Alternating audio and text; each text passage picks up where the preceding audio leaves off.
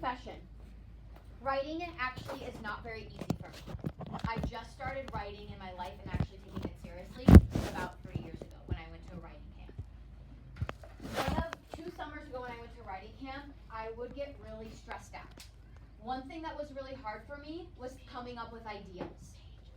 The chant? I was like, what chant?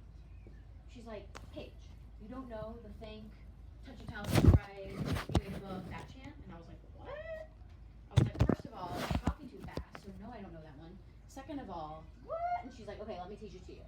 So this is what she does. She goes, first you think, touch and tell, sketch and write, you made a book, oh yeah, do it again. I was like, whoa. I was like, actually, no, can you do it again? Because that was hilarious and amazing. And she's like, okay. So she does it again. She's like, first you think, touch and tell, sketch and write, you made a book, oh yeah. And I was like, all right. So I'm like, okay, I love it. I did the thinking. I know what I'm doing. And I told her I was doing the story and I had the allergic reaction. And she's like, okay, now you're in the next part. Touch and tell. And I was like, okay, how do I do that part? And she's like, well, get your writer's notebook out. So I got my writer's notebook out. And she goes, turn to the next blank page. So I already had some writing, so I turned to the next blank page. And she goes, start touching the pages as if you're kind of writing and tell the story. So I'm going to try that with you guys today, but I'm doing a story that I know you were a story part of. A story about when new fish number 1 died. Okay, so here's how I'm going to start it. I'm going to touch and tell. It was a sunny Sunday morning, and I was at Petco. I walked over to the fish area, and I saw tanks and tanks and tanks of fish. I couldn't wait to pick out the perfect fish for my class. They just earned a whole sticker chart. The first class that's earned 3 this fast in a year. I didn't know which fish to pick. So I looked around and I saw a Petco worker. And I asked her, excuse me, what fish do you think I should get? And she asked me to describe our fish tank, and I told her about the giant goldfish. She said I should get a bottom feeder fish so that the fish don't eat. So I looked around and I saw these cute little tiny bottom feeders, and I said, I want that one.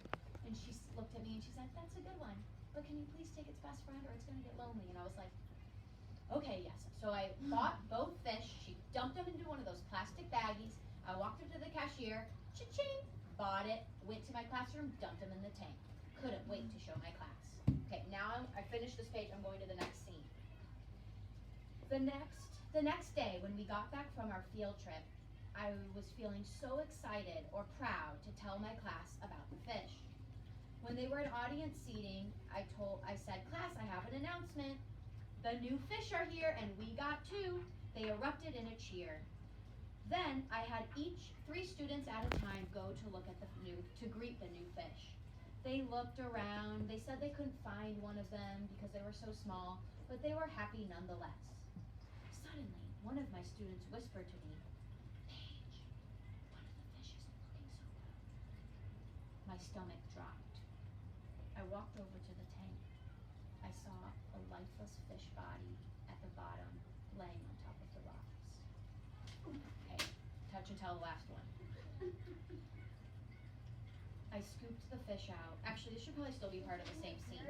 I scooped the fish out and put it in a cup with a tissue on top. I was feeling really sad, but mostly worried about telling the bad news to my class so soon after telling them the good news. Okay. The next day at our morning meeting, my palms were sweaty, my voice was cracking.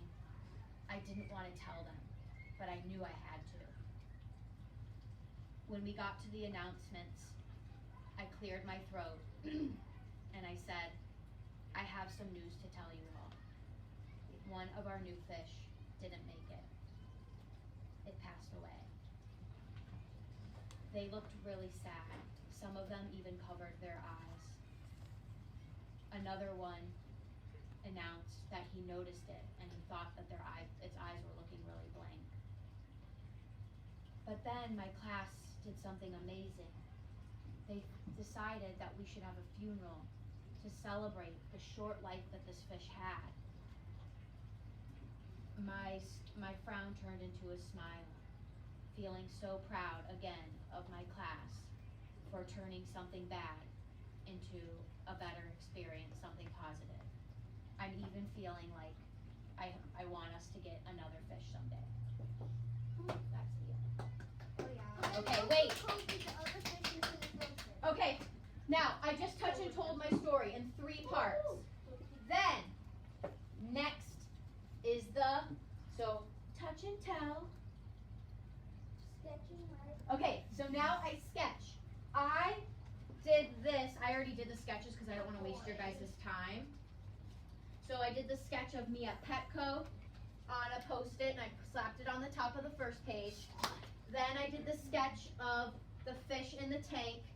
I did not do my best artwork here. It's just a fast sketch to get my idea out. I zoomed in on the fish, our fish that passed away, and showed the X for the eyes. And then I did the final scene of me at the morning meeting giving the announcement. And I put that on the top.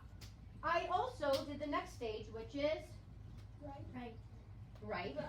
And I just wrote below it. I also skipped lines because I might want to take this to the publishing stage. And if I choose this story for my published story, I need some space so I can make revisions and make it even better. I want to show you what some of your classmates did, because they did a really nice job. 2 things. You might notice about Naomi's. She has 2 bookmarks. One bookmark, I'm going to ignore it because I'm teaching. It's okay, I'm going to ignore it. One bookmark is where Naomi has where she left off. And this is what she did today. This is her story, her beginning, her middle, and her end.